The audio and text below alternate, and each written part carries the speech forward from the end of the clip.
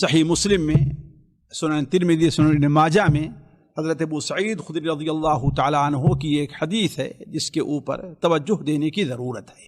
آپ صلی اللہ علیہ وسلم نے ارشاد فرمایا کہ ان الدنیا حلوۃ خضرہ، یہ دنیا میٹھی ہے اور ہری بھری ہے۔ آپ نے یہ الفاظ استعمال فرمایا، دنیا میٹھی ہے اور ہری بھری ہے۔ کیوں؟ اس لیے کہ میٹھی چیز جو ہوتی ہے وہ انسان کی زبان کو بھاتی ہے، اور ہری بھری چیز جو ہوتی ہے وہ انسان کی نظروں کو بھاتی ہے۔ تو دنیا میٹھی اور ہری بھری ہے، اور تمہیں اللہ تبارک و تعالیٰ اس دنیا میں جانشین بنانے والا ہے۔ کیوں؟ اس لیے کہ اس دنیا میں پہلے اور کوئی تھا، آج تم وہاں پر ان کے جانشین بنو گے۔ کیوں؟ تاکہ تم کیسے عمل کرتے ہو اللہ تبارک و تعالیٰ یہ دیکھے، تمہارے عمل کو دیکھے۔ اگر اچھا عمل کرتے ہو اللہ تبارک و تعالیٰ تمہیں نوازے گا، اور برے عمل کرتے ہو تو اللہ تعالیٰ تمہیں پہلوں کے طریقے سے عذاب دے گا۔ اس کے بعد آپ صلی اللہ علیہ وسلم نے جو بیان فرمایا وہ کیا ہے؟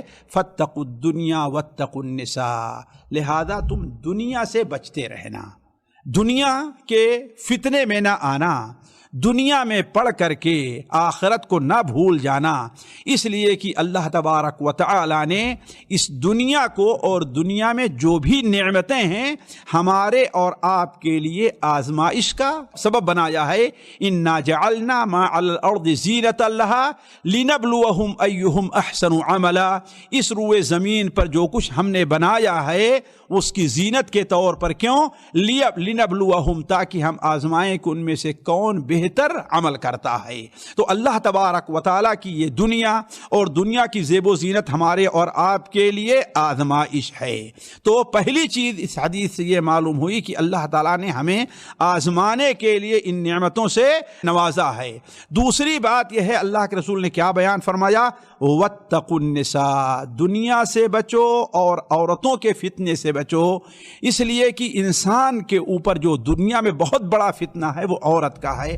آج اگر ہم دیکھیں تو زیادہ تر لوگ اسی قسم کے دنیا کے فتنے میں اور عورتوں کے فتنے میں لوگ مبتلا ہیں، حتیٰ کہ اس سوشل میڈیا میں اس آزادی کے دور میں کتنے ایسے اچھے ذہن رکھنے والے، دینی ذہن رکھنے والے لوگ بھی صرف دنیا نہیں بلکہ عورتوں کے فتنوں میں مبتلا ہو گئے ہیں۔ گندی تصویریں دیکھنا اور ان کو پر نظر کرنا، یہ ساری چیزیں اس کا فتنہ ہے۔ تو آپ نے بیان فرمایا فاتقوا الدنیا واتقوا النساء۔ کیوں؟ فإن أول فتنة بنی اسرائیل کان فی النساء، اس لیے کہ بنو اسرائیل جو فتنے میں پڑے ہیں ان کا سب سے پہلا فتنہ کیا تھا؟ وہ عورت تھی۔ اللہ تعالی ہم میں سے ہر شخص کو فتنوں سے محفوظ رکھے۔